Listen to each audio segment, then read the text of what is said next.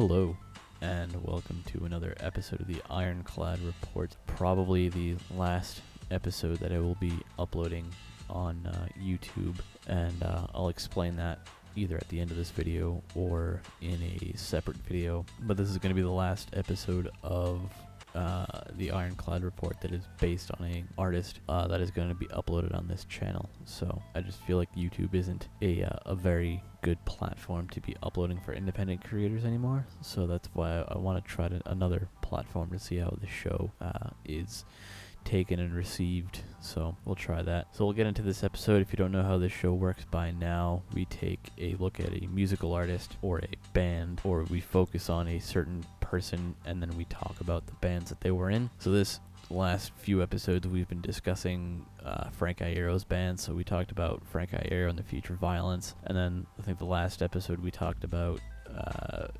My Chemical Romance. So this one is about Death Spells. Now, if you don't know who Death Spells is, they are a digital hardcore and electro-punk band from New Jersey, founded by former guitarist of My Chemical Romance, Frank Iero, as you probably already guessed, and his friend James DeWeese. Death Spells got their start while My Chemical Romance was recording one of their albums in the northern Hollywood area. The two decided to have some fun by sneaking pieces of equipment out of the studio to play around with, trying to make their speakers explode.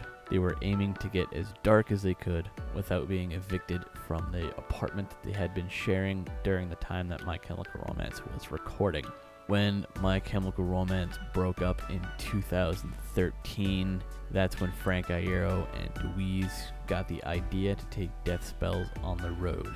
They were placed on a support spot in Mindless Self-Indulgence's East Coast tour and also played a skate and surf festival. The duo had written a full-length album worth of music and released one song at midnight every night, but a full album was never released due to the pair being pulled onto other projects. Also in 2013, the band went on tour with the Architects and sold a very limited run of cassettes at the shows. But in the year 2016, they eventually got around to making and putting out the full-length album titled Nothing Above, Nothing Below. With the album, they toured around Europe for a short time with only 4 shows in the United Kingdom, 1 in Moscow, Russia, and the final 2 shows in Denver and Chicago in the United States at a festival called Riot Fest in both cities. So now they are touring around together, but Frank Iero is touring with his band, his solo project, Frank Iero and the Future Violence, and he's having James DeWeese open up for him, and it's kind of cool, and it's interesting how they still, after all these years, are still performing music together, rather probably just not together, if you know what I mean.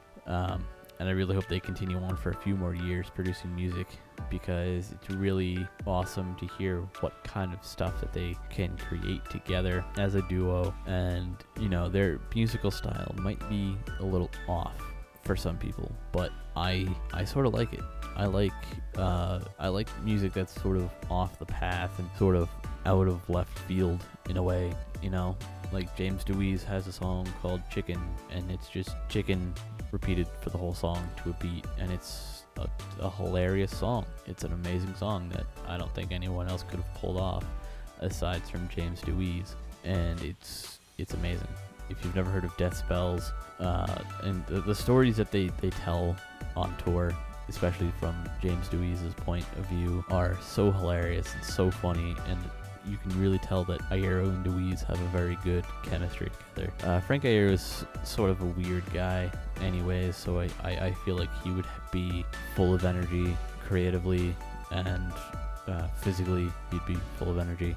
Watching him perform on stage was definitely interesting, and I would definitely go back to one of his concerts when they come back to the East Coast again, if they come back to the East Coast again. So that's pretty much my whole take on Death Spells. If you have not checked them out, then I would highly recommend that you check them out. There should be a link in the description, and if there's no description, just Google Death Spells and it should come up. So that'll be it for this episode.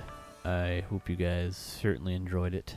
On this new platform that I'm on, Library, I really hope to expand myself on this platform and sort of kind of grow an audience and just sort of see where it goes, because I find that YouTube is not really the best place for small creators like me anymore. So that's pretty much the reason why I'm leaving YouTube, to try to find a better place, and I never really thought that I would be leaving YouTube. So that being that, I'll end the video.